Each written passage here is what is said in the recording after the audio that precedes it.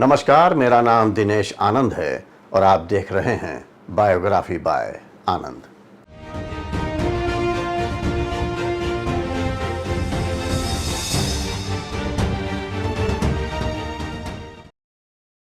आज इस वीडियो में हम बात करेंगे नारायण हरि साकार बाबा की, जिनकी सत्संग के फौरन बाद मची भगदड़ में 121 से ज़्यादा भक्तों की जानें चली गईं। 6 आपराधिक मामलों में आरोपी और एटा जेल में बंद रह चुके इस बाबा पर 28 साल पहले छेड़खानी का आरोप लगा और निलंबन के उपरांत इन्हें बर्खास्त कर दिया गया। कोर्ट के आदेश पर इन्हें बहाल तो कर लिया गया, लेकिन 2002 में आगरा जिले से इसने वीआरएस ले लिया। इस दर्दनाक हादसे में अपनी जान गंवाने वालों को हम अपनी सच्ची श्रद्धांजलि अर्पित करते हैं। उत्तर प्रदेश के हाथरस जिले में 2 जुलाई को बड़ा हादसा हुआ। यहाँ साकार हरि बाबा का 1 दिवसीय सत्संग आयोजित था और बच्चों के साथ महिलाएं और पुरुष बाबा का प्रवचन सुन रहे थे। करीब 1:45 बजे के आसपास सत्संग खत्म हुआ और बाबा के अनुयायी बाहर सड़क की ओर निकलने लगे और तभी अचानक भगदड़ मच गई और देखते ही देखते इस हादसे में करीब 121 लोगों की जानें चली गई। मंगलवार की दोपहर यह हादसा उस समय हुआ जब भोले बाबा के काफिले के निकलते समय उनकी चरण की धूल लेने के लिए अनुयायियों में अफरा तफरी मच गई। भगदड़ के बीच हाईवे के सहारे लगे कीचड़ से सने खेत में तमाम लोग गिरते गए और भीड़ उनके ऊपर से गुजरती चली गई। भीड़ के छटते ही वहां का दृश्य दिल दहला देने वाला था, क्योंकि काफी दूर तक सड़कों पर लाशें बिखरी पड़ी थीं और गंभीर रूप से घायल हुए लोग कराह रहे थे। इस घटना की असल कहानी बाबा की चरण रज और उस पानी के राज में छिपी है जिसे अंधविश्वास में लोग अमृत कहते हैं। दरअसल भक्तों को यह बताया गया है कि सत्संग में बटने वाले पानी को शरीर पर छिड़कने मात्र से लोग निरोगी हो जाते हैं और उनके समस्याओं का समाधान भी होता है। इस बड़े हादसे के बाद हर शख्स यह जानना चाहता है कि आखिर कथावाचक साकार हरि बाबा उर्फ भोले बाबा कौन हैं, जिनके सत्संग में इतनी बड़ी तादाद में अनुयायी पहुंचे। तो अब बातें बाबा साकार हरि उर्फ भोले बाबा की। इसके अलावा एक बड़ा सवाल यह है कि आखिर ऐसे बाबाओं का सच क्या है। साकार हरि बाबा उर्फ भोले बाबा का असली नाम सूरजपाल सिंह है। बाबा कासगंज के पटियाली के रहने वाले हैं। करीब 17 साल पहले पुलिस कांस्टेबल की नौकरी छोड़ सूरज सत्संग करने लगे। नौकरी छोड़ने के बाद सूरजपाल ने अपना नाम बदला और बाबा साकार हरि बन गए। अनुयायी उन्हें भोले बाबा के नाम से भी बुलाते हैं। कहा जाता है कि गरीब और वंचित तबके के लोगों के बीच इस बाबा की लोकप्रियता इतनी तेजी से बढ़ी कि कुछ ही समय में लाखों की संख्या में अनुयायियों की एक फौज तैयार हो गई। आज उत्तर प्रदेश के अलावा मध्य प्रदेश और राजस्थान में भी इनके अनुयायियों की बड़ी संख्या है। भोले बाबा का आश्रम कासगंज जिले के पटियाली तहसील इलाके के बहादुर नगर गांव में स्थित है और यहीं बाबा का पैतृक गांव भी है। भोले बाबा ने बहादुर नगर में एक बड़ा आश्रम बनवाया है और इस आश्रम में पहले सप्ताह के प्रत्येक मंगलवार को सत्संग होता था, लेकिन कुछ सालों पहले यह परंपरा बदली है। पुलिस की नौकरी से वीआरएस लेकर गांव में आश्रम बनवाने वाले इस बाबा को इनके भक्त भगवान का अवतार मानते हैं और शायद यही वजह रही कि उनके चरणों की धूल पाने की वजह से इतना बड़ा हादसा हो गया। जिस समागम के बाद इतना बड़ा हादसा हुआ, उस समागम के बाबा का दावा है कि उनकी परछाई नहीं पड़ती और ऐसा चमत्कार साक्षात ईश्वर के द्वारा ही संभव है।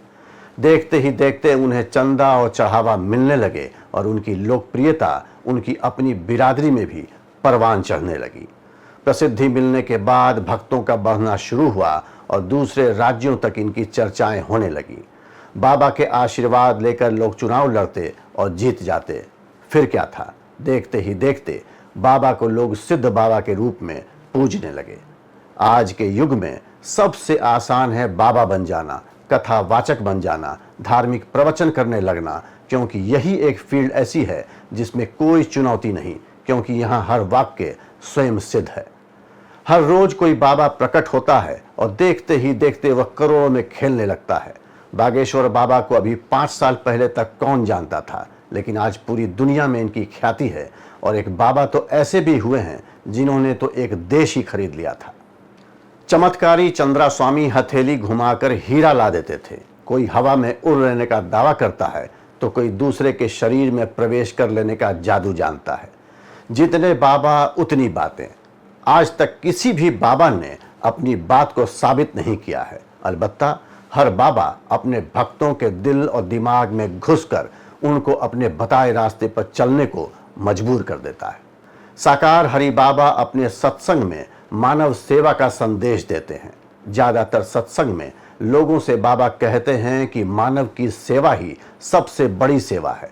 सत्संग में आने से रोग मिट जाते हैं, मन शुद्ध होता है और यहाँ ना कोई भेदभाव, ना कोई दान और पाखंड का तो कोई स्थान ही नहीं। बाबा का दावा है कि यहीं सर्व संभाव है, यहीं ब्रह्मलोक और यहीं स्वर्गलोक भी है। बाबा के बारे में कुछ लोग कहते हैं कि ये यूपी पुलिस में दारोगा हुआ करते थे और कुछ लोग इन्हें आईबी से जुड़ा भी बताते हैं। कहा जाता है कि बाबा पुलिस के तौर तरीकों से अच्छी तरह वाकिफ हैं। वर्दीधारी स्वयं सेवकों की लंबी चौड़ी फौज खड़ी करने में यह काफ़ी मददगार भी साबित हुआ। बाबा आम साधु संतों की तरह गेरुआ वस्त्र नहीं पहनते, बल्कि वे महंगे गॉगल्स और सफ़ेद पैंट शर्ट में ही अक्सर नजर आते हैं। अपने प्रवचनों में खुद को पाखंड का विरोधी बताने वाले इस बाबा के शिष्यों में बड़ी संख्या में समाज के हाशिए में रह रहे गरीब और दलित समाज के लोग शामिल हैं और इन्हें बाबा का पहनावा भी खूब लुभाता है। अपनी ही मस्ती में रहने वाले बाबा के भक्त आज बड़ी संख्या में वहां आयोजित सत्संगों में जुटते हैं और मीडिया से दूरी भी बरतते हैं। बाबा के सत्संग के तौर तरीके आम संतों से बिल्कुल अलग हैं, लिहाजा ये नहीं चाहते कि मीडिया इनके आयोजनों में शिरकत करे।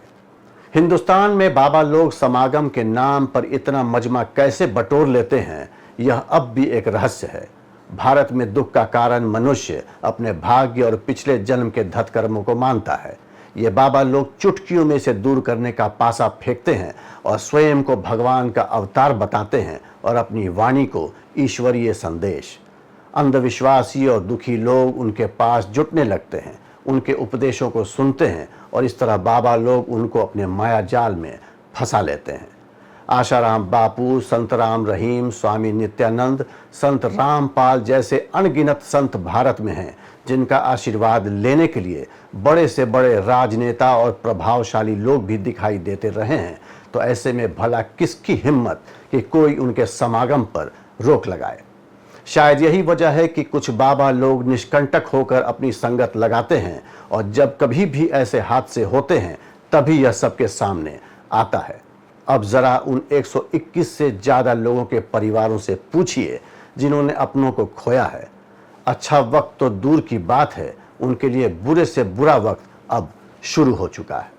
धार्मिक प्रवचनों को सुनने और ईश्वर में आस्था रखने से हमें अच्छे संस्कार मिलते हैं, लेकिन समागम में प्रवचन करने वाले बाबाओं को भगवान बना देना भला कहाँ तक उचित है। भारत में आज भी कई ऐसे बाबा और महान संत हैं जिन्होंने अपनी गरिमा को बरकरार रखा है और उनके आचरण और ज्ञान की बदौलत हम सभी उनका सम्मान करते हैं। तो ये थी कहानी नारायण हरि साकार बाबा की। देश और विदेशों तक की लोकप्रिय शख्सियतों की कहानियों से रूबरू होने के लिए मेरे वीडियो को लाइक करें, शेयर करें और चैनल को सब्सक्राइब करें। इस वीडियो से संबंधित अगर आपके पास कोई सुझाव हो तो आप उसे नीचे कमेंट बॉक्स में लिख सकते हैं। अपने अगले वीडियो में एक नई कहानी के साथ हम फिर हाजिर होंगे। तब तक के लिए नमस्कार।